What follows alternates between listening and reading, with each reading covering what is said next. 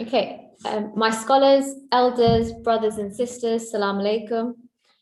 I am delighted to introduce to you all the first Ramadan podcast on mental health, hosted by MKSI Leicester in collaboration with MH Foundation. Mental health is one of those things that perhaps we've always been too afraid to talk about, but we know deep down that it's something that needs to be addressed. 1 in 4 people experience mental health issues each year. 70 to 75% of those people that are diagnosed with a mental health condition receive no treatment at all. My name is Sayyada Mawji, and I am the Health and Wellbeing Representative of MKSI Leicester. I'm delighted to be joined by our esteemed panel. Did you want to start by introducing yourself, Zahir? Yeah, sure. My name is Zahir Barkat Ali, and I'm part of MH Foundation. So a bit of background as to what is MH Foundation. So it's a foundation that was recently started over the loss of Mukhtar Huda, and the foundation is called Mukhtar Huda Mental Health Foundation. So we're currently in the process of setting up a charity and starting the foundation properly. So watch this space as we sort of get things finalized. We will be rolling out some more details on the charity, its aims and its objectives. And this is one of the first events that we're doing in collaboration with the mosque. And so one of many, I hope. I'm now going to pass it over to Sheikh, and then who can introduce himself, as well as the doctors that we've got with us on the panel today.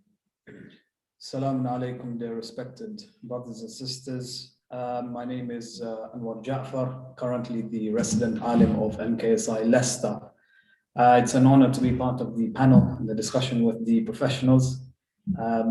It's of course, it's a pertinent topic, absolutely imperative that we have these discussions more frequently so that we can cause awareness, bring about awareness within our communities to try and break the stigma of mental health and everything that revolves around it. Inshallah, this is a good step for us to try and create that initiative in our communities, inshallah.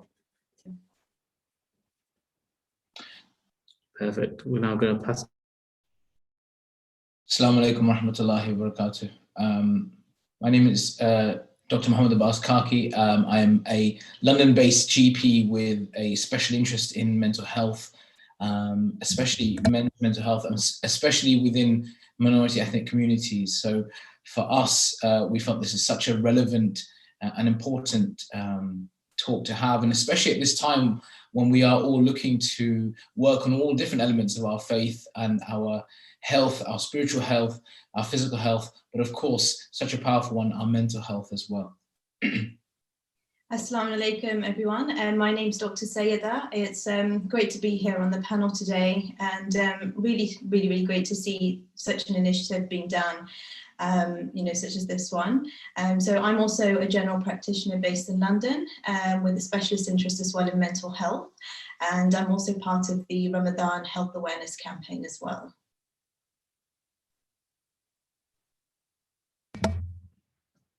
Perfect. Thank you very much. So before we start off, this sort of session is based around myth busting. So just sort of clarifying some of those misconceptions around mental health that we may have had, and just sort of clearing up the air really.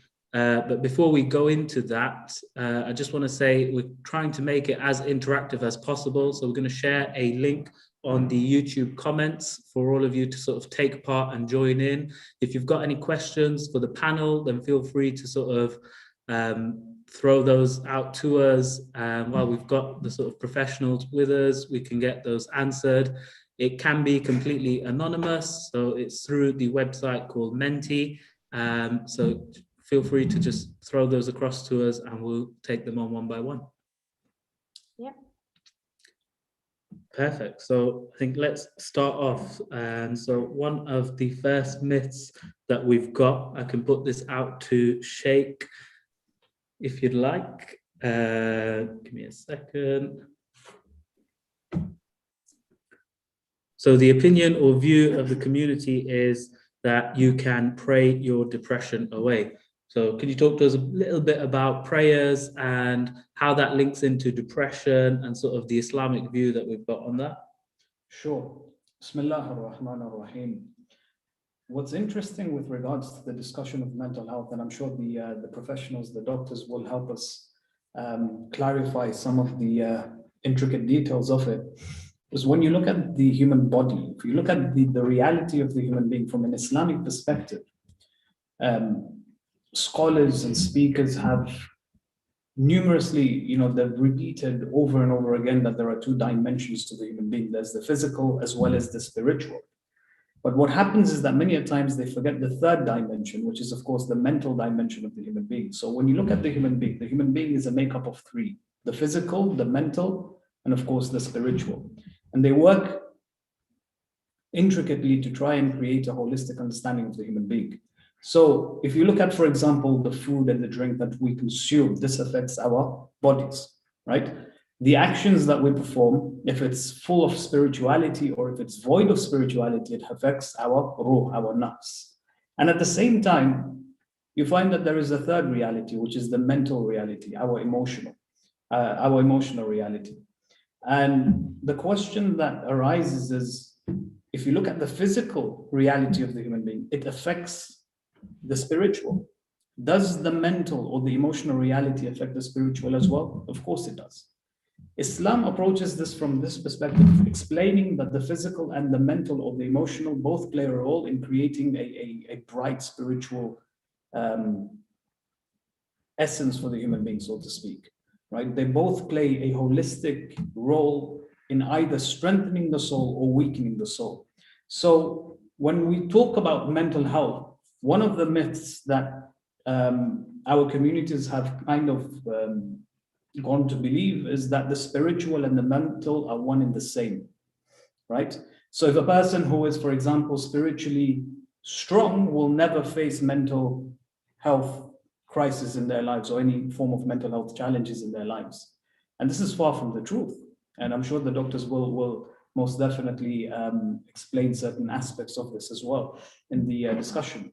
A person who is, for example, spiritually weak is more prone to get or face mental health challenges. And of course, again, this is far from the reality.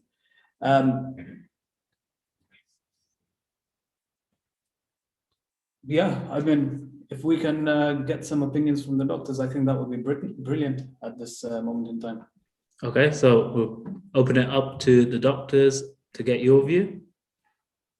Yes, certainly. I think one of the things we always talk about and we advocate for the fact is that, as Sheikh has so beautifully said, we consist of so many different elements of health, and physical health is one of the things that we talk about a lot. And when we feel unwell physically, we always have a lot of sympathy. We always have a lot of compassion for other people. It's mainly often to do with a number of factors, but it can be to do with the fact we see that. We see someone limping, we see someone with a cast, we see someone who doesn't look well. So we say, look, I'm sorry, how can I help? Give some allowances.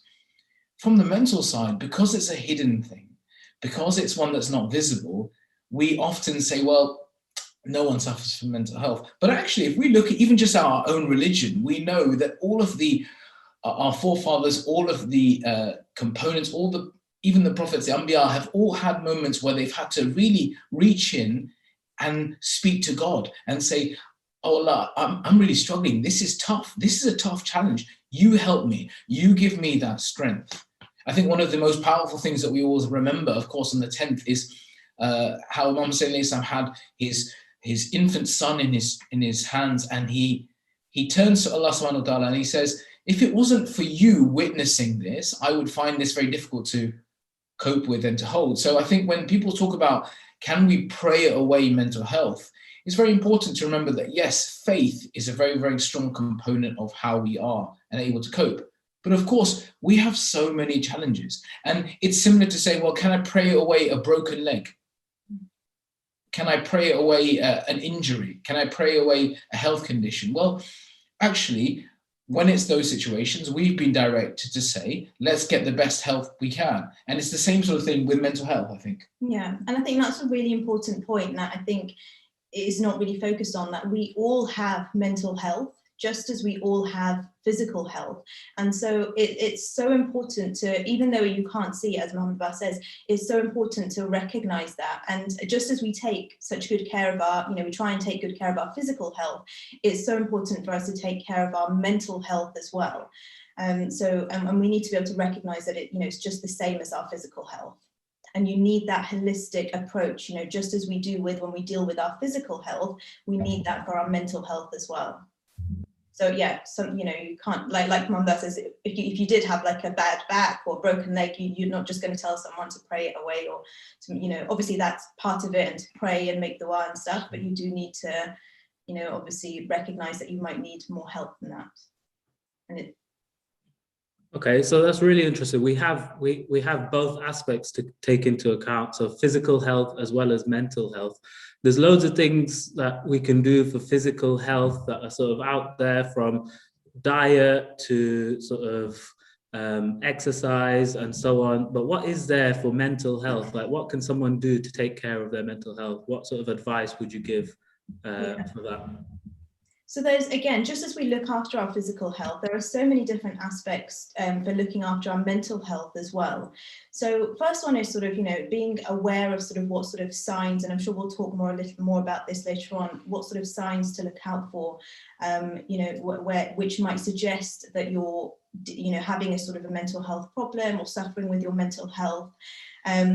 Also being able to sort of, be able to seek the help that you might need as well, and getting the right professional help if that's needed. And also very similar things to kind of our physical health as well. So, getting good quality sort of sleep. Again, our diet is very important. Exercise is very important.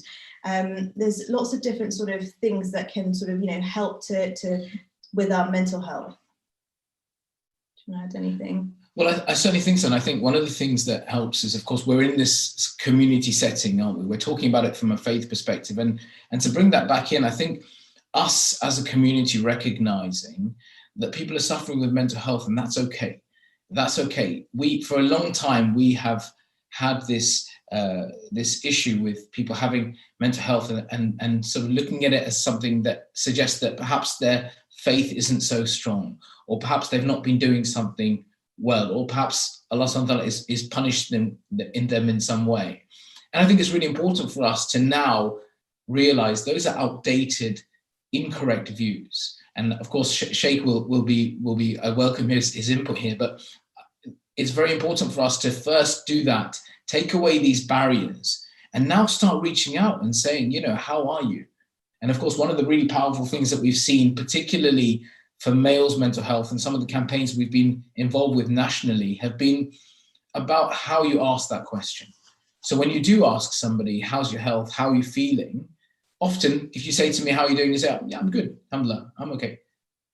It's when you ask the second time, you might get a bit more of a response. When you say, okay, but how are you really?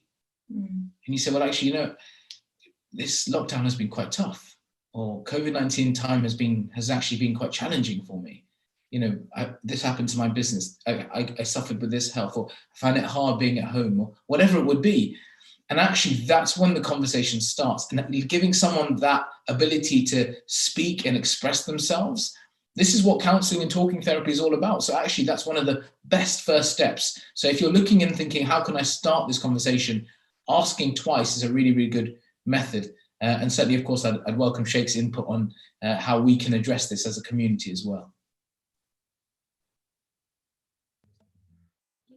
Asking twice, that's a really, really good one. I think some good points there, and I'd be interested to hear from Sheikh from an Islamic point of view, when sort of we've got prescribed in Islam things for namaz, fasting.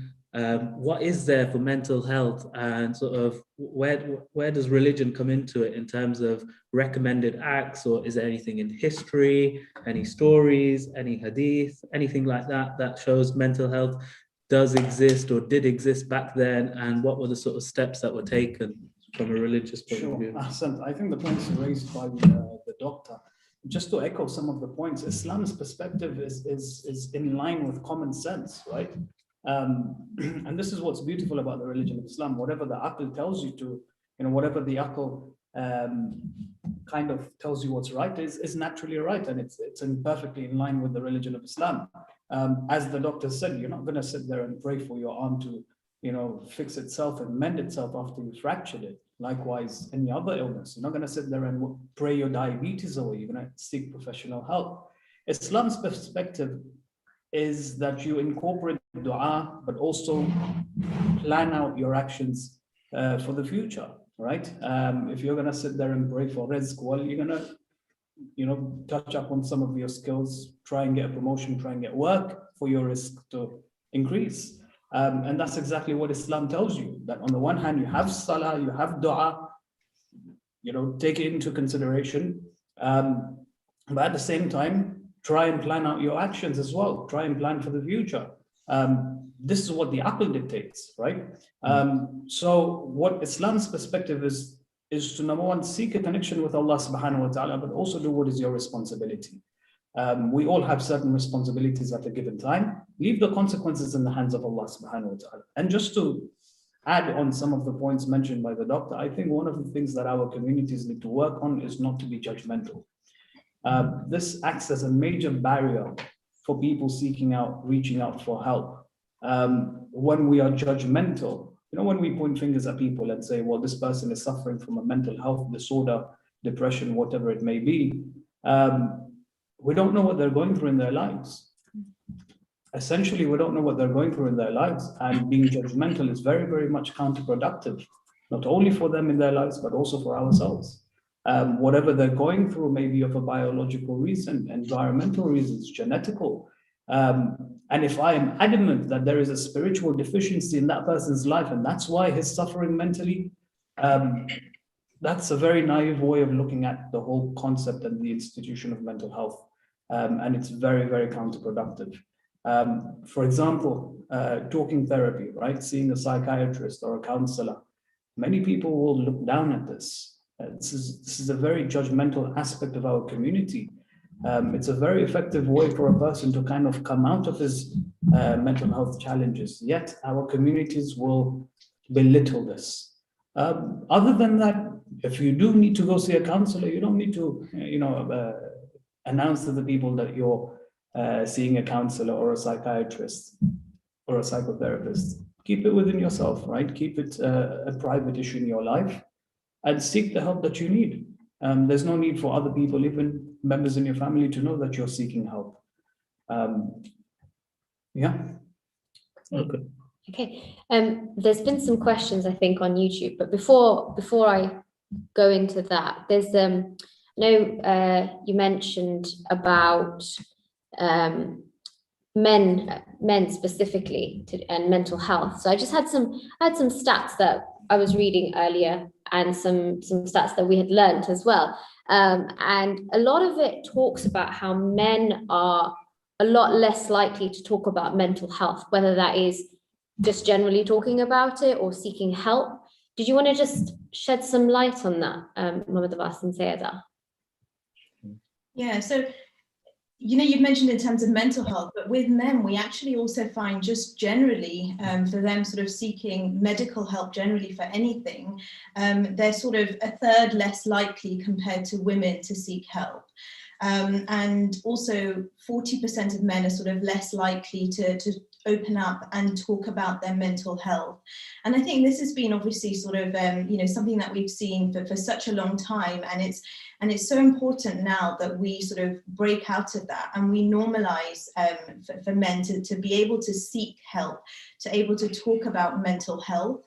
And obviously programs like this are so important for us to be able to do that. And I think it just goes back to all the different sort of stigmas and everything that's there, from a young age, men are sort of told to sort of, not sort of talk about their emotions from when they're, young and sort of teenagers, to sort of, be manly, to be sort of the man of the house, they need to look after the finances. And there's all that aspect where it's sort of, no, wait, men shouldn't be talking about their mental health. and it's not just mental health, it's their general sort of health as well. And I think that we really need now to change that. And it's so important to be able to, especially in Asian men as well. I think Mohammed Abbas does a lot of work with sort of the mental health in Asian men. So I think one of the things that, I mean, I echo everything Sayyada said, and I think one of the things that we have to remember, which is such a shocking statistic, that I still can't believe it every time I read it, is that the number one leading cause of death in men under the age of 50 is suicide. That is remarkable. That means that we have missed a whole generation, couple of generations of men who are really suffering with their mental health. But because of the way we have put on societal expectations, and now men have this concept that they have to be the impenetrable, amazing, strong, powerful, unemotional provider. There can be no weakness in us. We can never demonstrate difficulty. When was this ever an issue? When was this ever something that Allah subhanahu wa ta'ala has asked of us or created in us? We've always been told, go and seek help from God, pray. Whenever you're struggling, ask. If Allah subhanahu wa ta'ala was not expecting us to struggle, he would say, you won't be struggling. Don't worry. Only women ask because you're the only ones who struggle. All men have mental health. All men have challenges. All men have struggles they have to deal with. And I think we have this element of saying, I can't talk about my mental health, or I can't show it because it's actually weakness.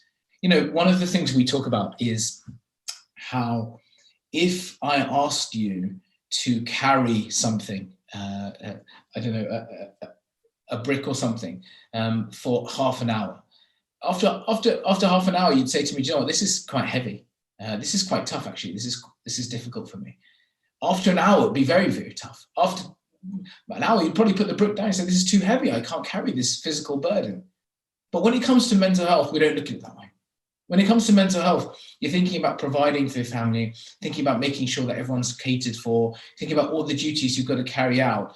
And actually you say, well, I'll just carry that. I'll hold that. I'm okay. I'm stronger than anyone else. It's okay to take that load and say, this is quite challenging. And especially at this time, when we have seen so much difficulty, so much turmoil, uncertainty, and that's been one of the most struggled with things, not being able to predict, not being able to plan, not being able to do things and know what we're going to do. And given all of that, of course, we're going to have mental health struggles. All of us have. 1 in 2 of my patients before COVID-19 discussed some element of mental health. Now it's almost every consultation. So, but still that majority is women who come in and speak about it. So I think it's really, really important. And if you're a male and you're listening to this, and we will talk about some resources in a little bit, but there is so much support and there is so much availability. And exactly what Sheikh Anwar said, you don't have to go and broadcast it. You don't have to go and tell everyone what you're doing. You can go and speak to your GP, and it's all confidential. We will keep that information. We will give you the support you need. And of course, there are other resources here as well. And if you're a family member or someone who knows someone suffering, then please do reach out, ask them how they're doing, give them that space. And perhaps this will be that most important conversation they ever have.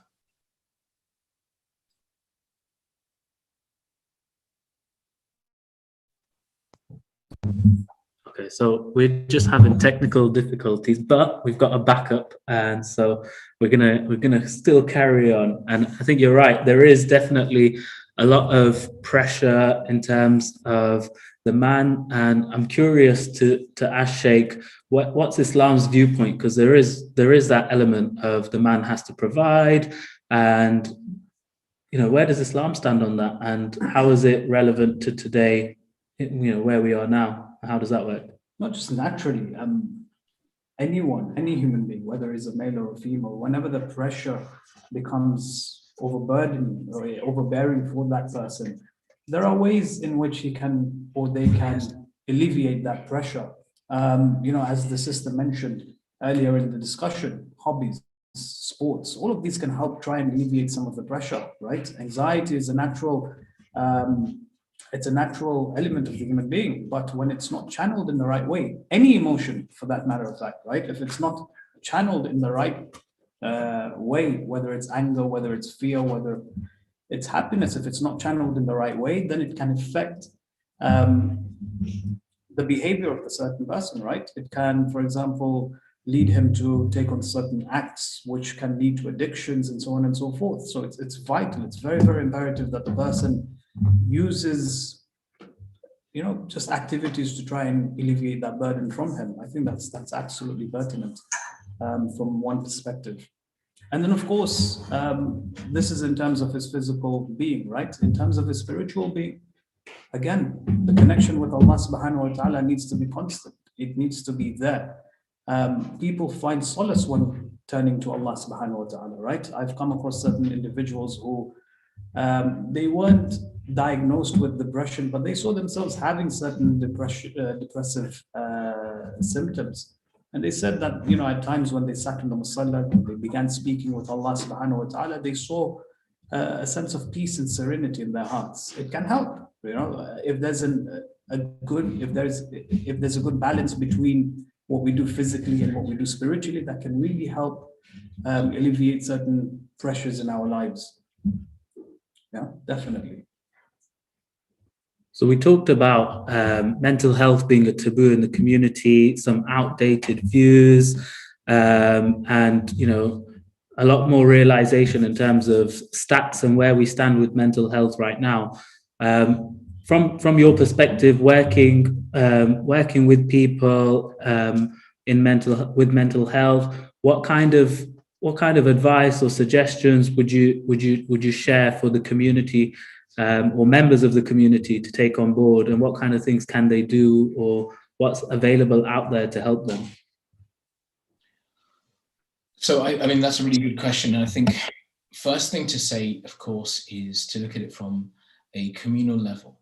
So I think when we look at it from one-to-one, often we find it easier to speak to one another, to friends, family, maybe discuss how we're feeling with someone who is close to us. And if you know people, you think everyone's struggling, because we know it's COVID-19 time, we know everyone is struggling to some extent, reach out, find out how you can help someone, lend an ear, because it doesn't always have to be that we are talking about in-depth mental health and with a professional. It could just be that one conversation starts a chain and you end up being there for them. And of course, the Sheikh mentioned prayer and those sorts of elements are so important, just like they are with all health issues to supplement and help. I think the other thing that we think about is, now, if you feel that actually I can't reach out to them, there's a few different ways to go. So I'm going to talk about the general practice way, then I'm going to talk about some of the charities involved, then I'm going to talk about some of the acute, urgent type stuff. There's a lot of things we can do, and the great thing is there's a lot of services out there. So the first thing is your GP. Your GP is, I know everyone's sitting there going, I can't get hold of my GP. I don't think they exist really. I think that I appreciate that. There are certain ways to get around the system, and I think just on a very, very parenthetical point, an easy way to get an appointment with the GP now is to go onto their website and type in their e-consultation, fill out the form. What I like about it is you can put all your feelings down, how you're feeling from a mental health perspective, and it's easier for a GP to get an appointment. Okay, so now that's a little bit on how to get the appointment with the GP. When you do speak to your GP, let them know how you're feeling. Tell them honestly the suffering you've been going through, how you're feeling. They are non-judgmental. We're not here to say that, yes, this means you've got a diagnosis of depression or schizophrenia or this, that, the other. The first thing. The second thing is, yes, we'll make a note of it because it's not always the case that you'll see the same GP, but that doesn't mean that it's going to be on your permanent record, that it's going to strike against you, that it's going to affect your income or your job opportunities or anything. Nobody, absolutely nobody, can access your medical records without a very, very, very good reason. And it's normally to do with passing you on from, say, the GP to the hospital care or referring you on, that kind of thing. No one can access it. We as GPs have to be fully confidential. So have that trust that information, even family members can't ask about your medical records, and we can't disclose that. So everything you say is confidential. Take that solace and then tell them about it. A GP may do a couple of things. They may say, well, look, it sounds like things are tough, but it's not so bad that we need to do anything other than maybe check in on me in a week or two. Let's see how you're doing. we may think about referrals. So you can do a referral yourself for counselling. So in Leicester, you can type in, or wherever you're watching this, you can type in Let's Talk Therapy. It's a free therapy provided by the NHS, and what they do is they will take your details, give you a call normally within a week or two, assess what's going on and decide if they want to do counselling, talking therapies, cognitive behavioural therapy, or whatever, or it may be that you feel better, etc. That's all free, and it's a course of 6 or 12 treatments, or it might be even more depending on how much you need. The second thing, of course, is that you may be in a situation where you may need more help. So if it's depression, anxiety, that sort of thing, we may decide that medication would help. Now, medication, I appreciate, it's a scary thing. There's a lot of films and popular culture that suggests that it's really scary, that bad things are going to happen. We know patients. We've been doing this for so long. You don't become a zombie. You don't become addicted. Many will take the medication, get better, feel happier, build all the structures back that make them happy, and come off the medication. You can be on it for your life. As the Sheikh has mentioned, there are genetic causes that mean that our happy hormones that make us happy are lower, so we may need it for life. That's okay. That's fine. It doesn't mean anything bad. It's not going to cause any long-term problems. It's just like correcting low iron or an underactive thyroid, same concept. Okay. So medication is one. And then, of course, if it's something more serious, if it's actually something that we feel like we can't deal with it, we may need support from a psychiatrist or someone who's more senior to make a diagnosis, to give us more impact, then, of course, we'll do that. And we'll bring you into that process and say, look, this is something we can do. Are you happy for us to refer you? And you don't have to. If you say, look, I don't want to, there's no problem. But, of course, we're only trying to do things that we feel is the best to improve your mental health. So those are sort of the GP model of things. I wonder do you want to talk about some of the sort of charitable aspects and because there's a lot of really good resources we can talk about that are accessible right now as well. So say that, Jonah. Yeah, aside from sort of speaking to your GP, there's so many other resources out there, so many charities out there that you can reach out to as well. And again, this is all sort of confidential. So specifically, there's sort of the Muslim Youth Helpline. They do a lot of work with mental health. There's Islamic counselling. So if you're looking for sort of counselling as well, there's Islamic counselling. For women, there's the Muslim Women's Network. There's something called the Lantern Initiative. And I'm sure at some point we can maybe send these out or link them somewhere. And then also kind of there's other, there's the Mind, there's Mind as well. There's lots of resources and charities shown within the NHS. And also the Samaritans. Also something that communities can also run or that you can be part of yourself is something known as mental health first aid training. And so some of you may have heard of this already. So this basically is a training course that helps to teach people how to spot the signs of mental illness. And, it can teach you how to sort of support people who might be going through a mental health problem, how to guide them, and how to sort of signpost them to different help and sort of professional help as well. So that's something that, communities, it'd be great if communities could run sort of courses like that as well. And I think one of the things we would say is so we've got all of those supports, you've got your ongoing stuff with the GP, you've got these charities and initiatives. If you're finding right now that you're really struggling, that you're feeling very low, or you're having thoughts of hurting yourself or ending your life, there are 2 or 3 charities that I would say are brilliant for this. The first one is Shout Crisis Text Line, 85258. Text 85258 at any time, 24/7, and they will help you. They'll support you, they'll respond to you, they'll say, how can we help? They'll talk you through what's going on. It's a text line. They can speak to you as well later if you want to, but it's really great for a lot of us who prefer to text. The Samaritans have a 24/7 hotline and Muslim Youth Helpline also. Muslim Helpline, of course, they understand from a faith-based perspective as well, so they have that support. And Samaritans as well, you can call them 24/7 and they can support you. So if you're suffering right now and you're feeling that you want that support, these are 3 really good resources to use. That's brilliant.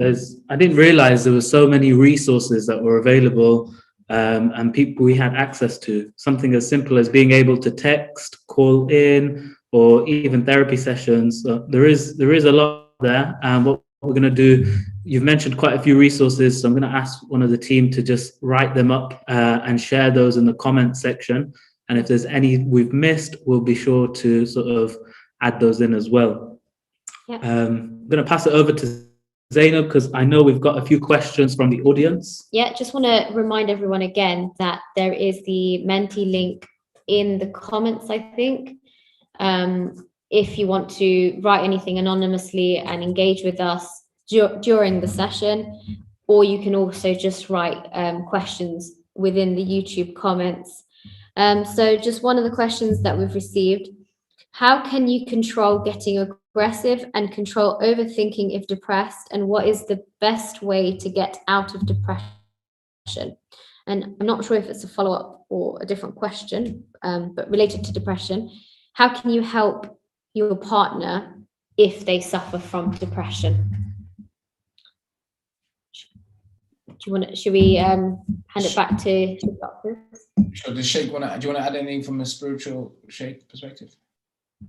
From a spiritual perspective, if you look at certain ayats in the Holy Quran, the importance of community values is emphasized, where believers are supposed to be supporters for each other.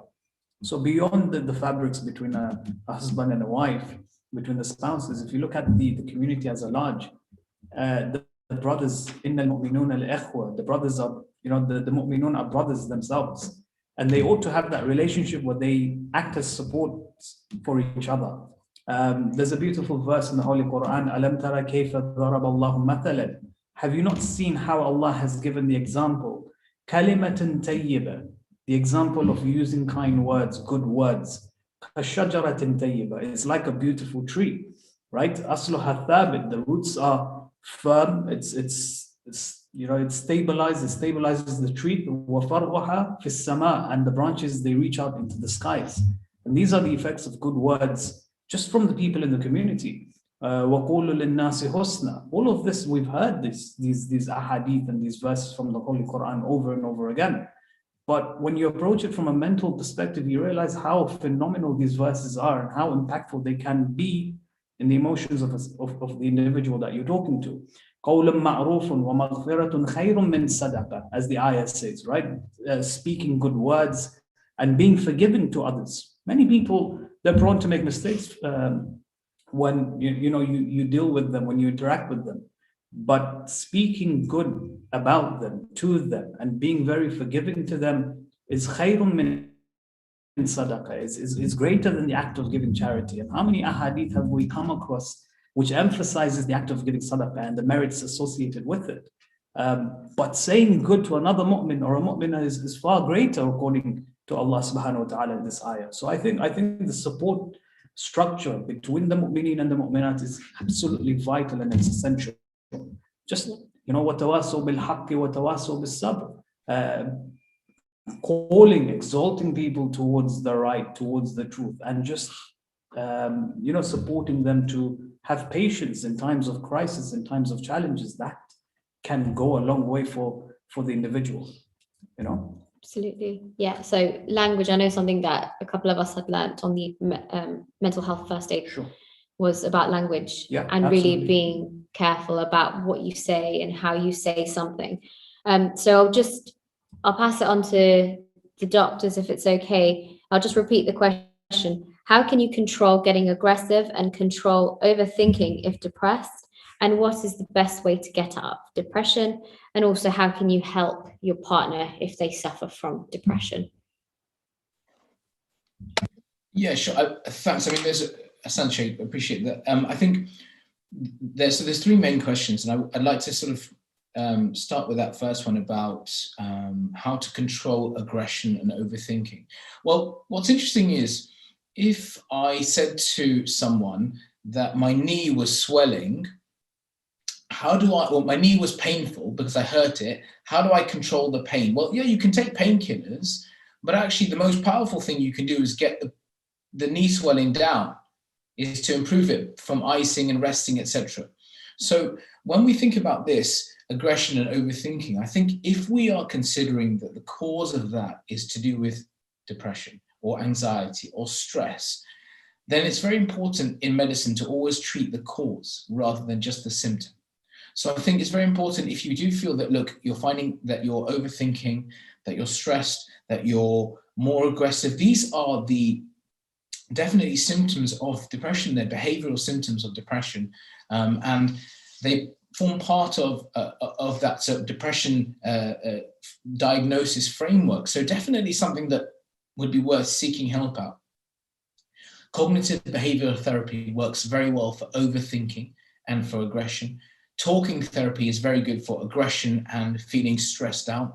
And of course, sometimes when it manifests in other ways, because often it's not just those symptoms, it could be low mood, it could be sleep is affected, it could be appetite is affected, it could be concentration is affected, more irritable, not enjoying things you previously enjoyed. All of these also come together with that.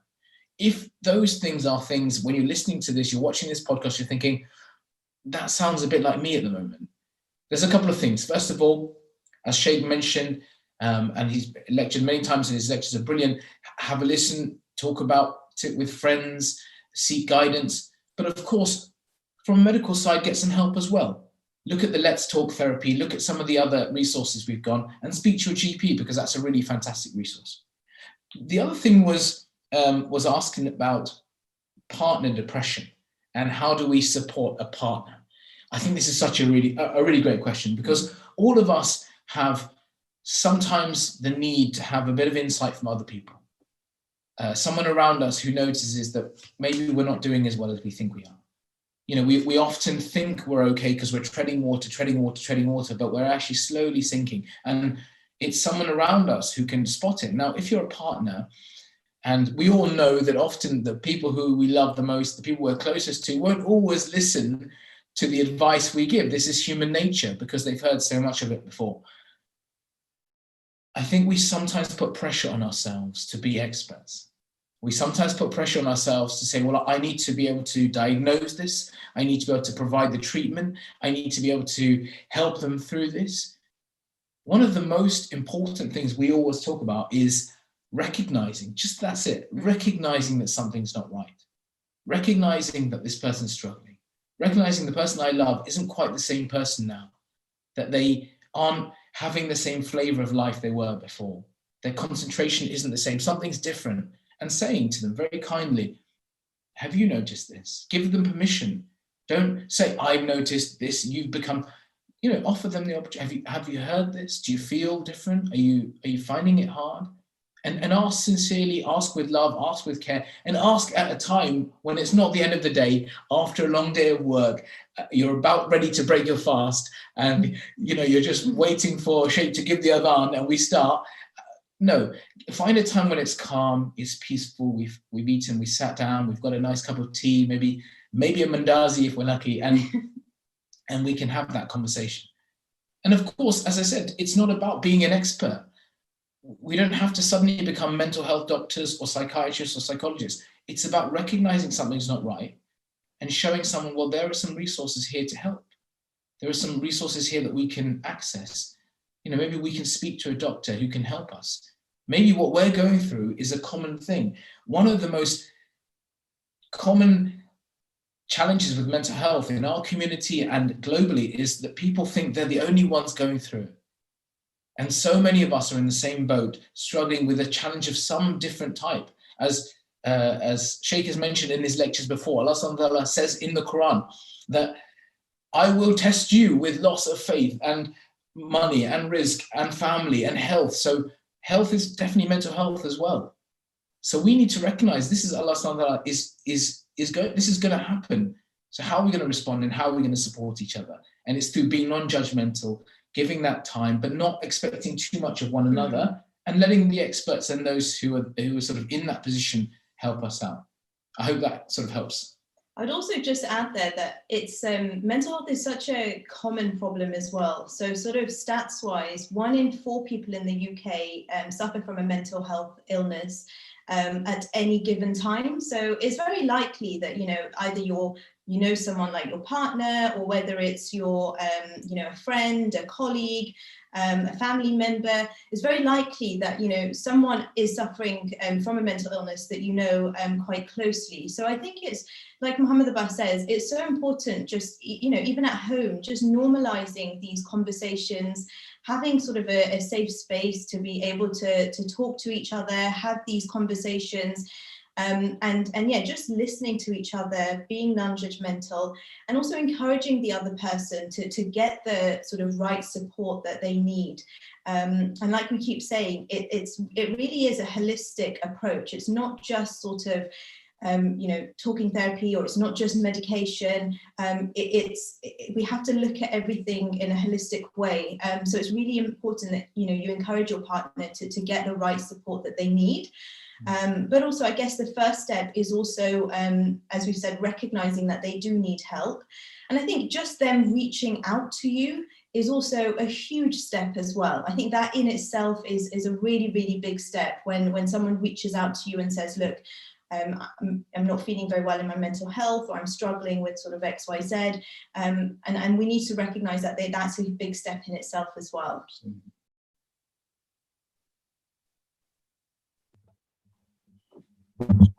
Thank you for that. That was really useful. So you've obviously mentioned about having a nice environment, a good environment where people feel comfortable to talk about this. And occasionally they may need to seek professional advice. So I'm just referring to one of the comments that we've had on the YouTube channel. And there was a question on, if a person who has been through severe depression or trauma, or is suffering over several years, and then over time feels they've perhaps come out of it, should they still seek professional advice and counselling to address the root problems? I mean, I guess you've go ahead. Sorry, is this what you're saying?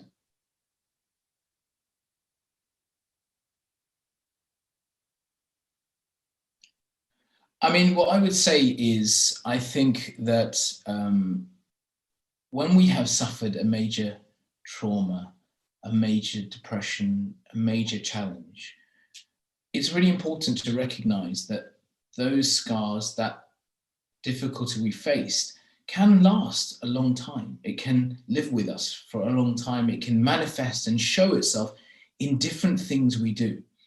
And it's just like everything in medicine and all manner of health. The best thing we can always do is try to get to the root of it.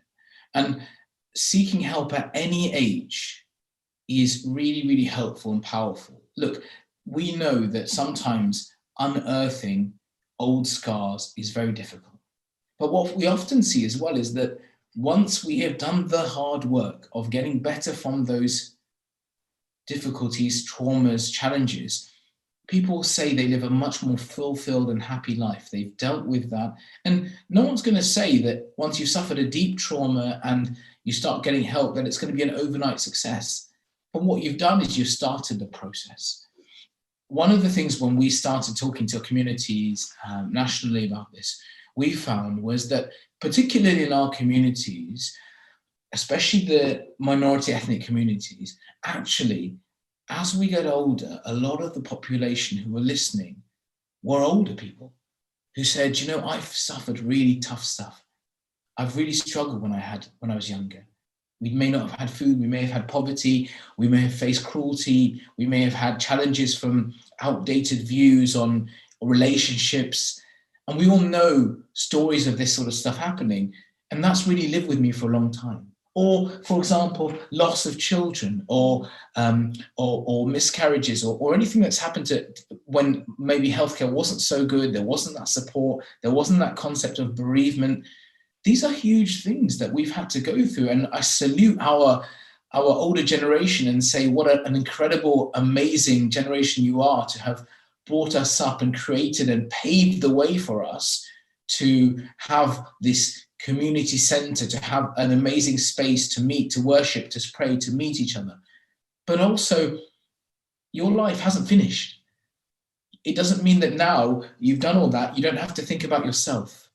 One of the most amazing altruistic things about that generation is they don't want to help themselves. They always want to go and seek help for other people. We know, just in between brackets, that helping other people is one of the best things you can do. And that's why maybe in Shahr Ramadan, we can take the opportunities.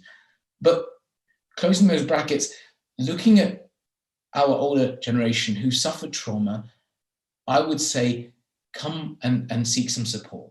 If you have suffered, if you do want some help, we're always here to help you. And it's not a bad thing to focus on yourself as well. There's a reason why, we always say, there's a reason why you put your own oxygen mask on first. You can't pour, as they say, from an empty cup. So it's really important to support yourself. You know, there are points in our history, if you're looking at our history, we know the Prophet, peace be upon him, would go for 40 days to the Mount of Hira to take time to focus on his spiritual health and really reconnect and reinvigorate himself from that perspective. We should take lesson from that. We need to focus on ourselves. So if you are someone who suffered, and I can see that the comment here, you know, and you do feel that you would benefit from some help, please come forward. It's never too late to get help, and it's never too late to start healing some of those wounds. Yeah, I'm just going to add to those. There's some really good points from Mohammed Abbas. Just to add to that, I think a lot of people also see sort of counselling and therapy sessions or talking therapies as sort of things to do when you are suffering. Whereas in fact, you know, you can just go for counselling or for talking therapy, even when you aren't suffering from any of these mental health problems. Those therapies are really, really good to help our general sort of mental well-being. So it's completely fine, even if, you know, you feel totally fine in yourself, it can be really good for you to go for these sessions. Absolutely. So I hope that answers the question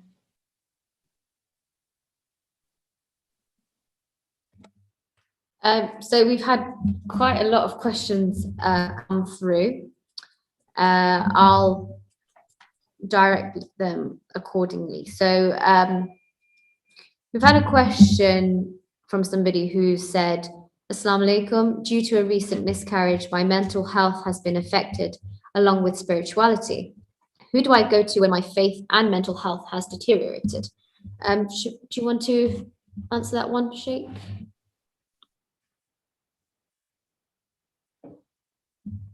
Yeah, sure. Just very quickly. Sorry, just bear with me a moment. I think essentially, as the doctors have highlighted, it's very, very important to reach out to either the GPs. The GPs, if it's a mild symptom, the GPs would definitely be able to help. If not, then they will be able to signpost the individual to professionals in the field. And, you know, speaking to a counselor or a psychotherapist can really help individuals in these circumstances. Beyond that, from a spiritual perspective, I think, you know, just to have that close relationship with Allah subhanahu wa ta'ala, you know, the Prophet of Allah went through severe problems in his life as well. When you look at the Quran and you look at how, for example, the Quran approaches the lives of certain Anbiya and the problems that they went through in their lives, the challenges that they went through in their lives, the loss of someone that they loved.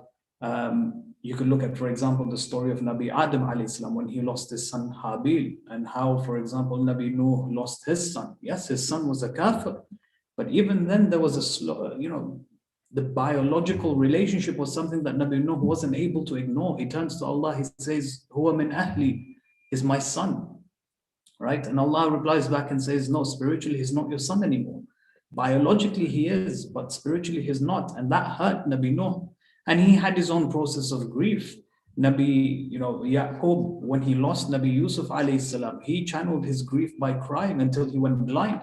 The Prophet of Allah, when he loses his son Ibrahim alayhi salam. So you find constantly throughout history, the Prophets of Allah have lost so much in their lives, and they had their own process of grief, and they were able to channel that in the right way. And that's something for us to look up to. Nabi Yusuf, when he was in prison, Nabi, you know, Ayyub, when he went through several trials and tribulations in his life. In fact, Allah reveals a verse to the Prophet saying, "Nuthabbitu bihi fu'adak," and we've relayed these stories to you to remind you that people have come before you who've gone through even worse than what you're going through. And through it, we're strengthening your heart. And there is a reality behind that. If we were to, for example, remind ourselves that far better people have come before us who've gone through even worse, that can have some sort of solace in our hearts. It can give us some form of drive that can keep us strong throughout, all the different challenges that we come through in our lives. Did you want to add anything to that? Yeah, certainly. I mean, would you mind just repeating the element from the other side, not the spiritual side? There was the element of how they can seek spiritual and mental health. I think the question was around how to seek help from both sides with that recent bereavement. And of course, first of all, very sorry to hear that, and of course, our condolences and prayers are with you. I think what we would say is that, as Sheikh has mentioned, many people, many of our prominent, our scholars, our prophets, our Anbiya have suffered and have manifested in different ways. And for us, it's very clear. I'm wary of time, so I'll just be very clear. You don't need to overcomplicate things. You can go and see various specialists, if you will. It's a holistic approach. So certainly, I think speaking to the scholarly team, and I know that the great work you guys are doing there at the MKSI in Leicester, there's a support network from the spiritual support. But I also think, as Sheikh has mentioned, it's important to get the medical help you need as well by speaking to your GP or some of the charities around. And of course, there are a lot of charities that are supporting people who've lost children through miscarriage. And of course, do reach out, and if we can later, we'll share some of these resources. Thank you. Just cautious of time, I think it's been nearly an hour now since we've started our program. So there's been a couple of other questions which, inshallah, we can address them at a later date. I know we've got a couple of other sessions, inshallah, that will happen. So we should hopefully answer those questions then. With regards to having any kind of initial contacts, if anybody is struggling with anything within the Jamaat, a couple of us have been trained on the mental health first aid training course. So you're more than welcome to approach myself or even the Sheikh as well. And there's a couple of others as well. But initially you can obviously talk to me or anyone within the management committee who I'm sure will refer you to the right person. So I'll hand it over to Zahir to close. Yeah, I mean, the time has sort of flown by, and we've had really good interaction from the audience on YouTube, anonymously and through the comment section.